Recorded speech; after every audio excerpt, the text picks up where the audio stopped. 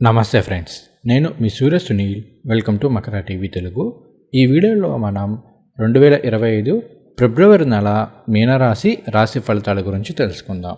అయితే వాటన్నింటికంటే ముందు మీ అందరికీ ఒక ముఖ్యమైన గమనికండి. జనవరి 30వ తేదీ నుండి ఫిబ్రవరి 28వ తేదీ వరకు కూడా మాఘమాసం అనేది ఉండబోతుంది. చాలా పవిత్రమైన మాసం. ముఖ్యంగా సూర్య ఆరాధనకి అలానే శివారాధనకి కూడా ఈ మాసం అనేది చాలా విశిష్టమైనది. కాబట్టి ఏంటి అంటే మన మకర రాశిలో ఉన్న వాళ్ళలో చాలామందికి హెల్త్ ప్రాబ్లమ్స్ అనేవి ఉన్నాయి. లాస్ట్ ఒక 2 ఇయర్స్గా కావచ్చు, 5 ఇయర్స్గా కావచ్చు, 7 ఇయర్స్గా కూడా కొంతమంది అనేక అనారోగ్య సమస్యలతోటి, దీర్ఘకాలిక సమస్యలతోటి బాధపడుతున్నారు. ఇలా ఎవరైనా అనారోగ్య సమస్యలతో బాధపడుతూ ఉంటే మీరు ఈ మాఘమాసం అంతా కూడా సూర్య భగవానుడికి సంబంధించి ఆరాధన చేసుకోండి. అంటే ప్రతిరోజు కూడా సూర్య భగవానుడికి నమస్కారం చేసుకోవడము, అలానే ఆదిత్య హృదయ స్తోత్రం పారాయణ చేసుకోవడము, అలానే మీకు వీలున్నప్పుడల్లా కూడా ఆలయాల సందర్శన చేస్తూ ఉండండి. తద్వారా ఆ ప్రత్యక్ష దైవం సూర్యనారాయణుడి యొక్క అనుగ్రహం అనేది లభిస్తుంది. ఆరోగ్యానికి కారకుడే సూర్య భగవానుడు. ఆయన అనుగ్రహాన్ని మీరు పొందినట్లయితే అన్ని రకాల అనారోగ్య సమస్యల నుండి బయటపడి మంచి ఆరోగ్య భాగ్యాన్ని పొందే అవకాశం ఉంది. అలానే ఇంకొకటి, మాఘమాసం మొదటి 9 రోజులను కూడా శ్యామల గుప్త నవరాత్రులుగా చేసుకుంటారు. అంటే రాజమాతంగి దేవి అమ్మవారికి సంబంధించిన ఆరాధన. ఈమె మరెవరో కాదు, సరస్వతీదేవి అమ్మవారికి సంబంధించిన తాంత్రిక స్వరూపం. ఈ అమ్మవారిని ఆరాధన చేసినట్లయితే మంచి తెలివితేటలు వస్తాయి, మంచి జ్ఞానం వస్తుంది, అలానే రాజ్య జయం ఉంటుంది, ఇంకా అనేకం ఉన్నాయి. మీరు కనుక ఏదైనా మంత్రోపదేశం తీసుకున్న వాళ్ళైనా, ఉపాసకులైతే కనుక అమ్మవారి ఆరాధన చేస్తూ ఉండండి. అలానే శ్యామలా దండకం ఉంది, అది చదువుకుంటే విద్యార్థులకు చాలా బాగుంటుంది. ఇకపై మాఘమాసంలో నాకెంతో నచ్చినది, నేను పుట్టిన తిథి కూడా మాఘబహుళ చతుర్దశి, అదే మహాశివరాత్రి. ఇలా ఈ మాఘమాసం అంతా కూడా ఎంతో విశిష్టమైనది. కాబట్టి మీకు కనుక ఏమాత్రం వీలున్నా ఈ కాలంలో కాస్త నాన్ వెజ్ తినకపోవడము, అలానే సూర్యోపాసన చేస్తుండడము, లేదంటే శైవోపాసన చేస్తుండడము, ఇలాంటివి చేసినట్లయితే అన్ని విధాలా కూడా అనుకూలమైన ఫలితాలు ఉంటాయి. మీనరాశి వారికి ఈ ఫిబ్రవరి నెలలో రవి, శని, గురువు, రాహు, శుక్రులు సంపూర్ణ శుభులుగా ఉన్నారు. అలానే కుజుడు, కేతువు, బుధుడు మిశ్రమ ఫలితాలను ఇస్తున్నారు. ఈ గ్రహాల గోచారాన్ని ఓవరాల్గా చూసుకుంటే కనుక ఈ నెలలో మీరు చేపట్టిన పనులు అనేవి చిన్న ఆటంకాలతోటి పూర్తవుతాయి. అలానే ఇంట్లో శుభ కార్యక్రమాలు కలిసి వస్తాయి, తద్వారా శుభవ్యయం అనేది జరుగుతుంది. విద్యార్థులకు చాలా బాగుంది, విద్యలో బాగా రాణించగలిగిన అవకాశాలు ఉన్నాయి.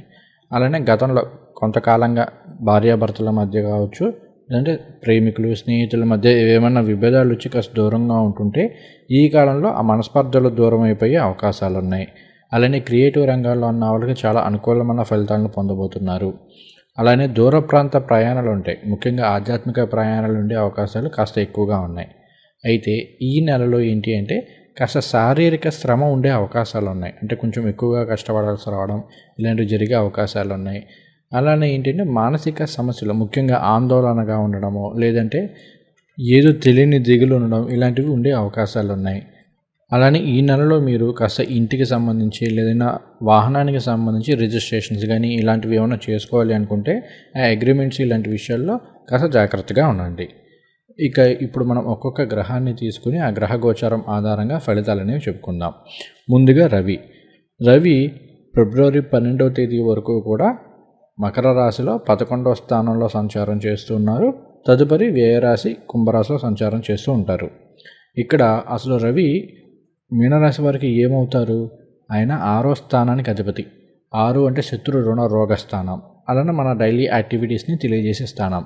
ఈ స్థానాధిపతి అయిన రవి ఫిబ్రవరి 12వ తేదీ వరకు కూడా లాభస్థానంలో మకర రాశిలో సంచారం చేస్తున్నారు. కాబట్టి ఏంటంటే ఉద్యోగపరమైన విషయాల్లో కాస్త అనుకూలమైన ఫలితాలు ఉంటాయి. అలానే 6 అనేది రుణస్థానం అవుతుంది కాబట్టి గతంలో చేసిన రుణాలని తీర్చుకునే అవకాశాలు అనేవి ఈ కాలంలో ఉంటాయి. అలానే 11 లాభస్థానమైంది. ఈ స్థానంలో రవి సంచారం చేస్తున్నారు అంటే మంచి ఆరోగ్యాన్ని ఇస్తారు. కాబట్టి ఏంటంటే గతంలో ఏమైనా అనారోగ్య సమస్యలు ఉంటే ఈ ఫిబ్రవరి 12వ తేదీలోపు ఆ అనారోగ్య సమస్యలు అనేవి తీరిపోయే అవకాశాలు ఉన్నాయి. ఫిబ్రవరి 12 రాత్రి నుండి ఆయన కుంభరాశిలో 12వ స్థానంలో సంచారం చేస్తూ ఉంటారు. సహజంగా అయితే 12వ స్థానంలో రవి సంచారం చేస్తే పెద్దగా బాగాలేదు అని చెప్పుకోవాలి. కానీ మీనరాశి వారికి రవి 6వ స్థానాధిపతి. 6వ స్థానాధిపతి 12వ స్థానంలో సంచారం చేస్తూ ఉన్నారు. ఇది విపరీత రాజయోగం అవుతుంది. జ్యోతిష శాస్త్రంలో 6, 8, 12 ఈ 3 స్థానాల అధిపతులు ఒకరి రాశిలో కనుక ఇంకొకరు సంచారం చేస్తూ ఉంటే అది విపరీత రాజయోగాన్ని ఇస్తుంది అని చెప్పి ఉంది. కాబట్టి మీనరాశి వారికి రవి 12వ స్థానంలో కుంభరాశిలో సంచారం చేస్తున్నప్పటికీ విపరీత రాజయోగంలో సంచారం చేస్తూ ఉన్నారు. సహజంగా ఏ గ్రహమైనా సరే విపరీత రాజయోగంలో సంచారం చేస్తుంది అంటే ముందు కాస్త ఆటంకాలు ఇబ్బందులు ఉన్నప్పటికీ కూడా తర్వాత ఆ పనులు అనేవి చాలా దిగ్విజయంగా పూర్తవుతాయి. కాబట్టి ఈ నెలలో మీనరాశి వారికి కార్యజయం ఉంటుంది. ఏ పని మొదలుపెట్టినా కూడా సక్సెస్ఫుల్గా పూర్తవుతుంది. కాకపోతే మధ్యలో చిన్న ఆటంకాలు వస్తాయి. అలానే అప్పులు తీర్చుకునే విషయంలో కావచ్చు, ఈ విషయంలో కూడా కాస్త అనుకూలంగానే ఉంటుంది. ఆరోగ్యం చాలా వరకు బాగుంటుంది. ఏమైనా సీజనల్ ఫ్లూ ఇలాంటివి తప్ప పెద్దగా అనారోగ్య సమస్యలు అనేవి ఇబ్బంది పెట్టవు. ఒకవేళ ఏదైనా అనారోగ్య సమస్య వచ్చినా కూడా చాలా సింపుల్గా ఏదైనా వైద్యం తీసుకుంటే సెట్ అయిపోతుంది. పెద్దగా మిమ్మల్ని బాధించి ఇబ్బంది అయితే పెట్టేయదు. అలానే ఇక్కడ మరి శని భగవానుడితో కలిసి రవి సంచారం చేస్తున్నారు కదండి అంటే రవి శని బుధులతో కలిసి సంచారం చేస్తున్నప్పటికీ కూడా పర్వాలేదు. మరి మనం అన్నింటినీ కూడా భూతద్దంలో చూసేసుకొని అన్నీ నెగిటివ్గా చెప్పేసుకోవాల్సిన అవసరం అయితే లేదు. రవి యొక్క గోచారం మాత్రం చాలా వరకు అనుకూలంగానే ఉంది. తర్వాత కుజగ్రహ సంచారం. కుజుడు ఫిబ్రవరి నెలంతా కూడా మిథున రాశిలో సంచారం చేస్తూ ఉన్నారు. 4వ స్థానంలో సంచారం చేస్తూ ఉన్నారు. అసలు కుజుడు మన మీనరాశి వారికి ఏమవుతారు? ఆయన మేషం అలానే వృశ్చిక రాశులకు అధిపతి. అంటే 2, 9 స్థానాలకు అధిపతి. 9 అంటే భాగ్యస్థానం, అదృష్టాన్ని తెలియజేసే స్థానం, విదేశీయానం వీటిని తెలియజేసే స్థానం. 2 అంటే ధన కుటుంబ వాక్కు స్థానం. ఈ స్థానాధిపతి 4వ స్థానంలో సంచారం చేస్తున్నారు. 4 అంటే గృహస్థానం, వాహన స్థానం, సౌఖ్యస్థానం, తల్లి, విద్య వీటిని తెలియజేసే స్థానం. ఈ స్థానంలో కుజుడు యొక్క సంచారం అనేది పర్వాలేదు. సొంతంగా ఏదైనా ఒక ఇల్లు, స్థలమో, వాహనమో కొనుగోలు చేసుకోవాలి అనుకునే వాళ్ళకి ఈ కాలం చాలా బాగుంటుంది. వ్యవసాయదారులకు బాగుంటుంది. ఎందుకంటే 4 అనేది మరలా వ్యవసాయము వీటి గురించి వస్తుంది. ఇక్కడ భూమి పుత్రుడైన కుజుడు సంచారం చేస్తున్నాడు. అసలు వ్యవసాయానికి ఒక విధంగా కారకుడే కుజుడు. కాబట్టి వ్యవసాయదారులకు చాలా బాగుంటుంది. అలానే వెహికల్స్, తర్వాత ఇల్లు, ల్యాండ్ ఇలాంటివి కొనుగోలు చేయాలి అనుకున్న వాళ్ళకి బాగుంటుంది. Real estate executives, real estate మార్కెటింగ్లో ఉన్న వాళ్ళకి బాగుంటుంది. తర్వాత తాపీ పని వాళ్ళు, కూలీ వాళ్ళు వీళ్ళందరికీ కూడా చాలా వరకు అనుకూలిస్తుంది. అయితే ఇక్కడ 4థ్లో కుజుడు ఉన్నప్పుడు పైగా ఆయన వక్రించి ఉన్నాడు కాబట్టి ఏంటి అంటే కొన్ని సందర్భాల్లో కుటుంబంలో చిన్న డిస్టర్బెన్సెస్ రావడం, ముఖ్యంగా ఏంటి అంటే మీ బ్రదర్స్ తోటి, మీ సిస్టర్స్ తోటి ఏమైనా చిన్నపాటి ఇబ్బందులు వచ్చే అవకాశాలు ఉన్నాయి. కాబట్టి మీరు మరీ మొండితనానికి పోకుండా, మరీ కోపం పెంచేసుకోకుండా కాస్త జాగ్రత్తగా ఆలోచించి నిర్ణయాలు తీసుకోవడం, జాగ్రత్తగా మాట్లాడడం అనేది అలవాటు చేసుకోండి. తర్వాత బుధుడు యొక్క సంచారము. బుధుడు ఫిబ్రవరి 9వ తేదీ వరకు కూడా లాభస్థానంలో మకర రాశిలో సంచారం చేస్తూ ఉంటారు. ఫిబ్రవరి 9 నుండి కుంభరాశిలో 12వ స్థానంలో సంచారం చేస్తూ ఉన్నారు. అసలు మీనరాశి వారికి బుధుడు ఏమవుతాడు? ఆయన 4, 7 స్థానాలకు అధిపతి. 4 అంటే కుటుంబ స్థానం, వాహన స్థానం, గృహస్థానం. 7 అంటే కళత్ర స్థానం, అంటే వివాహం వీటిని తెలియజేసే స్థానం. ఇక్కడ 4, 7 స్థానాల అధిపతి ఫిబ్రవరి 9 వరకు కూడా లాభంలో సంచారం చేస్తున్నారు. కాబట్టి ఈ విషయాలన్నింటిలోనూ అనుకూలంగా ఉంటుంది. ఇంతకుముందే చెప్పినట్లు సొంతంగా ఏదైనా ఇల్లు కొనాలనుకున్నా, స్థలం కొనుక్కోవాలనుకున్నా, వాహనాలు కొనుగోలు చేయాలన్నా కూడా ఈ కాలం అనేది చాలా బాగుంటుంది. అలానే విద్యార్థులకు బాగుంటుంది. ఎందుకంటే 4 అనేది మళ్ళీ విద్యాస్థానం అవుతుంది కాబట్టి విద్యార్థులకు చాలా బాగుంటుంది. పరీక్షల్లో మంచి మార్కులతోటి ఉత్తీర్ణులు అవ్వగలుగుతారు. అలానే వివాహం కాని వారికి వివాహపరమైన విషయాల్లో కూడా అనుకూలంగా ఉంటుంది. ఏదైనా మంచి సంబంధం వచ్చి వివాహం అయ్యే అవకాశాలు కూడా ఉన్నాయి. ఫిబ్రవరి 9 నుండి ఆయన 12వ స్థానంలో సంచారం చేస్తున్నారు. బుధుడు 12వ స్థానంలో సంచారం చేస్తూ ఉంటే కనుక శుభ వ్యయం ఉంటుంది. అంటే ఇంట్లో శుభ కార్యక్రమాలకు సంబంధించి ధనాన్ని ఖర్చు పెట్టే అవకాశాలు ఉన్నాయి. ఏదైనా పెళ్లి సెట్ అయింది, లేదంటే ఏదైనా వాహనం కొన్నారు, ఏదైనా ఇల్లు కొనుక్కున్నారు, లేదంటే ఇంట్లో ఇంకేదైనా శుభ కార్యక్రమం కలిసి వచ్చింది, తద్వారా డబ్బులు ఖర్చు పెట్టే అవకాశాలు ఉంటాయి కదా. ఇలా ఇంట్లో శుభ వ్యయం అనేది జరుగుతుంది. కొన్ని సందర్భాల్లో మీ భార్యకి సంబంధించి తనకి ఏదైనా జ్యువెలరీ కొని పెట్టడమనో, ఇలా ఏదైనా గిఫ్ట్ ఇవ్వడమనో, తద్వారా కూడా డబ్బులు ఖర్చు అయ్యే అవకాశాలు అయితే కొంతమేర ఉన్నాయి. తర్వాత గురుగ్రహ సంచారం. గురువు ఫిబ్రవరి 3వ తేదీ వరకు కూడా వక్రంలో సంచారం చేస్తున్నారు. వృషభ రాశిలో 3వ స్థానంలో సంచారం చేస్తూ ఉన్నారు. ఈయన అక్కడ సువర్ణమూర్తిగా సంచారం చేస్తున్నారు. గురుబలం మాత్రం మీనరాశి వారికి చాలా బాగుంది. అసలు మీ రాశ్యాధిపతి గురువు గారు, అలానే మీ దశమం అంటే 10వ స్థానానికి అధిపతి గురువు గారు, 1, 10 స్థానాలకు అధిపతి అయిన గురువు గారు 3వ స్థానంలో విక్రమ స్థానంలో సువర్ణమూర్తిగా సంచారం చేస్తూ ఉన్నారు. 3 అంటే విజయాన్ని తెలియజేసే స్థానం, మన సెల్ఫ్ ఎఫర్ట్స్ని తెలియజేసే స్థానం, మన తోబుట్టువుల్ని తెలియజేసే స్థానం, మన మాట తీరుని తెలియజేసే స్థానం. ఈ స్థానంలో గురువుగారు సంచారం చేస్తున్నారు, సువర్ణమూర్తిగా సంచారం చేస్తున్నారు కాబట్టి బాగుంది. అదే ఏ లోహమూర్తి తామ్రమూర్తి అయితే పెద్దగా మనం చెప్పుకోవడానికి ఏం లేదు, కానీ సువర్ణమూర్తిగా సంచారం చేస్తున్నారు కాబట్టి బాగుంటుంది. సెల్ఫ్ ఎఫర్ట్స్ తోటి అంటే మీ పట్టుదల మీ కష్టంతో జీవితంలో వృద్ధిలోకి వస్తారు. ముఖ్యంగా ఏంటి అంటే గత కొంతకాలంగా ఆగిపోయిన పనుల్ని పూర్తి చేసుకోగలుగుతారు. మీరు కాస్త శ్రమ పడాలి, శ్రమ పడితే మాత్రం మంచిగా సాధించుకోగలుగుతారు. అలానే 3 అనేది కమ్యూనికేషన్ని తెలియజేస్తుంది. అంటే ఎదుటి వాళ్ళతో ఎలా మాట్లాడుతున్నాం ఏంటి అదంతా కూడా 3వ స్థానం తెలియజేస్తుంది. ఈ స్థానంలో గురువుగారు సువర్ణమూర్తిగా సంచారం చేస్తూ డైరెక్ట్ అయ్యారు కదా ఫిబ్రవరి 3 తర్వాత. కాబట్టి ఏంటి అంటే మీ మాట తీరుతోటి చక్కగా ఎదుటి వాళ్ళు ఇంప్రెస్ అయ్యేలా మాట్లాడడం, తద్వారా తమకు కావాల్సిన పనులన్నీ కూడా చేపించుకునే అవకాశాలు అనేవి ఈ కాలంలో ఉన్నాయి.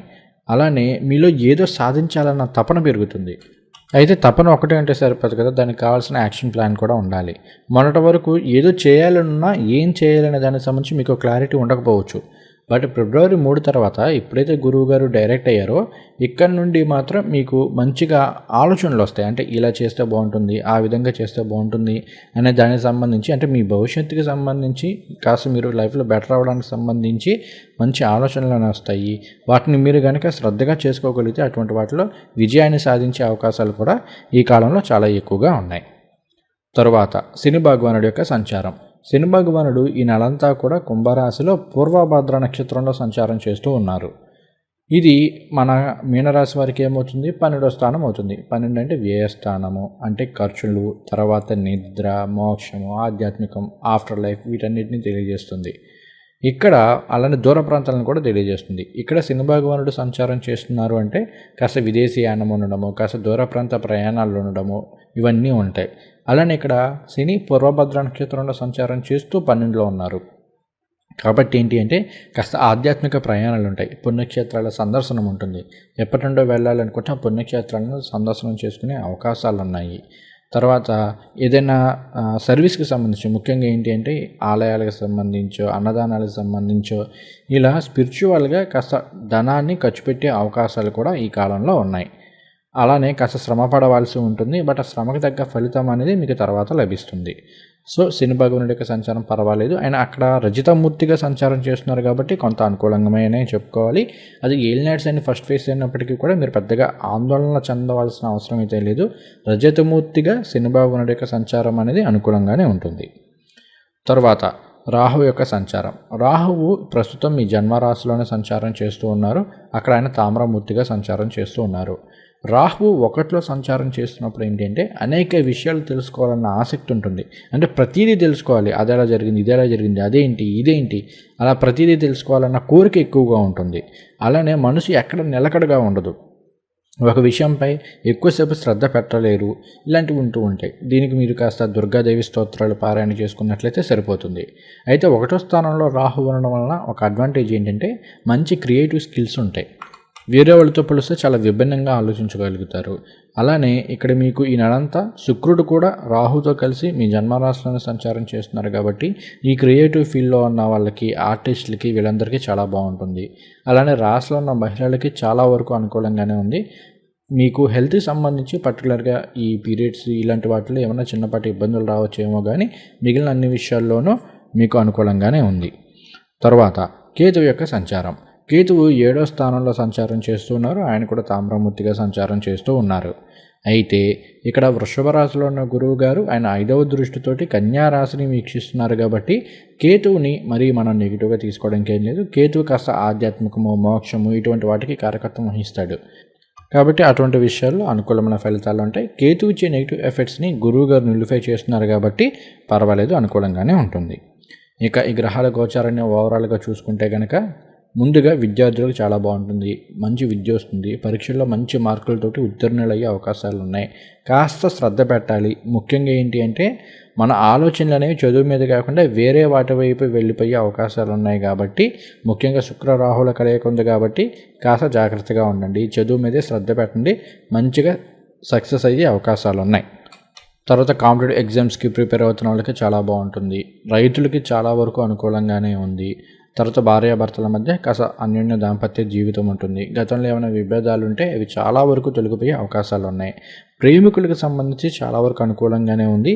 కాకపోతే మీరేంటి అంటే కాస్త మీ లవర్కి సంబంధించి ముఖ్యంగా ఫిబ్రవరి 14th కూడా ఇప్పుడే వస్తుంది కాబట్టి ఈ లవర్స్కి సంబంధించి కాస్త డబ్బులు ఎక్కువగా ఖర్చు పెట్టేయడము, కొన్ని సందర్భాల్లో అప్పు చేసి మరీ ఖర్చు పెట్టడం ఇలాంటివి ఉంటాయి. ఇటువంటి ఎక్స్ట్రాస్ని తగ్గించుకోండి. ఉంటే ఇవ్వండి, లేదంటే లేదు, అంతవరకే. అంతే తప్ప అప్పులు తీసుకొచ్చి పెట్టారు అంటే మాత్రం అప్పుగా అయిపోతుంది. ఇది ఒక విషయంలో గుర్తుపెట్టుకోండి. ఎందుకంటే గోచారం అలా ఉంది కాబట్టి మరీ సీరియస్గా చెప్తున్నాను ఈ విషయం గురించి. తర్వాత వచ్చేసరికి లాయర్లకు బాగుంటుంది, డాక్టర్లకు బాగుంది. ముఖ్యంగా అటు శుక్రుడు ఇటు కుజుడు పర్వాలేదు కాబట్టి డాక్టర్లోకి చాలా వరకు బాగానే ఉంటుంది. ముఖ్యంగా సర్జన్స్కి బాగుంటుంది. తర్వాత చేతి వృత్తిదారులు అందరికీ కూడా బాగానే ఉంటుంది. అలానే లాయర్లకు బాగుంది. తర్వాత వచ్చేసరికి గవర్నమెంట్ ఎంప్లాయీస్కి సంబంధించి మీకు కాస్త దూర ప్రాంతాలకి బదిలీలు అయ్యే అవకాశాలు అనేవి ఈ కాలంలో ఎక్కువగా ఉన్నాయి. ఒకవేళ మీరు కనుక ఏదైనా ఎక్కడికైనా బదిలీలు చేయించుకోవాలి అనుకుంటే ఈ కాలంలో ప్రయత్నాలు చేయవచ్చు. చాలా వరకు సఫలీకృతమయ్యే అవకాశాలు ఉన్నాయి. అలానే కాస్త రాత్రిపూట లేదంటే సాయంత్రం వేళలో ఏంటంటే ఏదో తెలియని దిగులు, టెన్షన్ ఇలాంటివి ఉండే అవకాశాలు ఉన్నాయి. దీనికి కాస్త హనుమాన్ చాలీసా పారాయణ చేసుకోవడము, అలానే మెడిటేషన్ చేయడం అనేది అలవాటు చేసుకోండి. అలానే క్రియేటివ్ ఫీల్డ్లో ఉన్న వాళ్ళకి, ఆర్టిస్టులకి, డిజైనర్స్కి వీళ్ళందరికీ కూడా చాలా యోగదాయకంగా ఉంటుంది. డ్రైవర్లకి వీళ్ళందరికీ చాలా వరకు బాగానే ఉంది. కాకపోతే కాస్త డ్రైవింగ్ విషయంలో కొంత జాగ్రత్తగా ఉండండి. మీనరాశిలో ఉన్న వాళ్ళు ఎవరైనా సరే డ్రైవింగ్కి సంబంధించిన విషయాల్లో కాస్త జాగ్రత్తగా ఉండండి. అలానే మీ మాట తీరుకి సంబంధించిన విషయాల్లో జాగ్రత్తగా ఉండండి. మిగిలిన అన్ని విషయాల్లోనూ అనుకూలిస్తుంది. ఇక ఇప్పుడు మనం నక్షత్రానికి సంబంధించి మాసాధిపతుల గురించి తెలుసుకుందాము. ముందుగా పూర్వభద్ర 4వ పాదం అనేది మీనరాశిలో ఉంటుంది. వీరికి ఈ మాసంలో అంటే మాఘమాసంలో గురువు మాసాధిపతిగా వచ్చారు. అసలు పూర్వభద్ర నక్షత్రానికి ఒరిజినల్ అధిపతి గురువు గారు, ఆయనే మాసాధిపతిగా వచ్చారు కాబట్టి పూర్వభద్ర నక్షత్రంలో ఉన్న వాళ్ళందరికీ కూడా అన్ని విధాలా కూడా యోగిస్తుంది. మీరు కాస్త గురు స్తోత్రాలు పారాయణ చేసుకోవడం, దక్షిణామూర్తి స్వామివారి స్తోత్రాలు పారాయణ చేసుకోండి, బాగుంటుంది. తర్వాత ఉత్తరభాద్ర నక్షత్రం. ఉత్తరభాద్ర నక్షత్రానికి చంద్రుడు మాసాధిపతిగా వచ్చాడు. చంద్రుడు మాసాధిపతిగా వస్తే అన్ని విధాలా అనుకూలిస్తుంది, కాస్త ఐశ్వర్యాన్ని ఇస్తుంది. అన్నిట్లోనూ ఓకే, పాజిటివ్. మనం పెద్ద నెగిటివ్గా చెప్పుకోవడానికి ఏమీ లేదు. మీరు కాస్త శని స్తోత్రాలు పారాయణ చేసుకోండి. అలానే ఏం చేస్తారంటే చంద్రుడికి సంబంధించి లక్ష్మీ అష్టోత్తర శతనామావళి చదువుకోండి, అన్ని విధాలా యోగిస్తుంది. తర్వాత రేవతి నక్షత్రానికి శుక్రుడు మాసాధిపతిగా వచ్చాడు. ఒరిజినల్గా రేవతి నక్షత్రానికి బుధుడు అధిపతి, కానీ ఈ మాఘమాసంలో శుక్రుడు మాసాధిపతిగా వచ్చాడు. శుక్రుడు బుధుడు ఇద్దరు ఫ్రెండ్సే కాబట్టి ప్రాబ్లం ఏం లేదు. శుక్రుడు కూడా చాలా బాగా యోగించబోతున్నాడు. మీరు విష్ణు సహస్రనామాలను పారాయణ చేసుకోండి. అలానే లక్ష్మీ నరసింహ కరావలంబ స్తోత్రం పారాయణ చేసుకోండి. లక్ష్మీ అష్టోత్తర శతనామావళి చదువుకోండి, అన్ని విధాలు అనుకూలిస్తుంది. సో ఇక్కడ మాసాధిపతుల పరంగా చూసుకుంటే మీనరాశి వారికి ఈ కాలం చాలా బాగుంది. అలానే మనం గోచారం పరంగా తీసుకున్నా కూడా చాలా వరకు యోగిస్తుంది. కొన్ని ఆటంకాలు, ఇబ్బందులు అయితే ఉంటాయి. దానికి చెప్పిన రెమెడీస్ చేసుకోండి, సెట్ అయిపోతుంది.